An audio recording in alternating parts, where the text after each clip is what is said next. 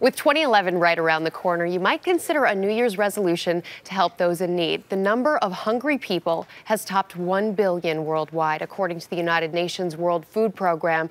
And Betty Nguyen takes helping some of those people in need very personally, Betty. Yeah, good morning, Rebecca. You know, it's often hard to imagine extreme poverty until you see it up close. It's especially difficult when you have a personal connection to those affected. So in an effort to help, I traveled back to my birth country of Vietnam to distribute humanitarian aid to those struggling to survive. The sound of mopeds fill the streets of Saigon. It's officially called Ho Chi Minh City, but it will always be Saigon to me. This is where I was born, shortly before the communists took over and changed the city's name, signaling an end to the Vietnam War.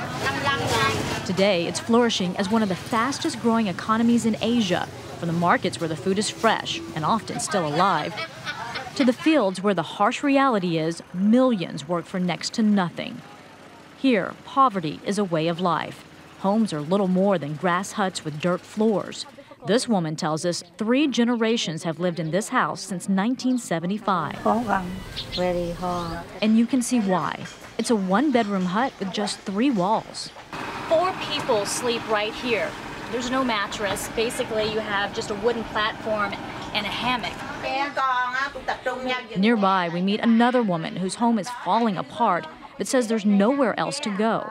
This is her stove, right here in the middle of this house. As you can see, much of it is open to the elements. The wall is partially missing, but she tells me they don't have enough money to fix it. Stories of desperation fill these remote villages. More than 10 million live below Vietnam's poverty line, which is why we've come back to provide humanitarian aid through a charity my family founded called Help the Hungry. This is our 10th year bringing food, medicine, and hygienic supplies to thousands struggling to survive. It's a journey that's often a race against time. Annual monsoons can be devastating and deadly. We try to distribute aid before the rain washes out bridges and fills up homes, but sometimes it's too late. This year, we were able to reach remote areas before the flooding had begun. Still, the sheer number of those in need can be overwhelming. Traveling from village to village, handing out aid, you can see how poverty has a way of ripping apart families. Mandy Doe. This 12-year-old says her mother abandoned them 3 years ago. She lives in this tiny hut with her father and 2 sisters.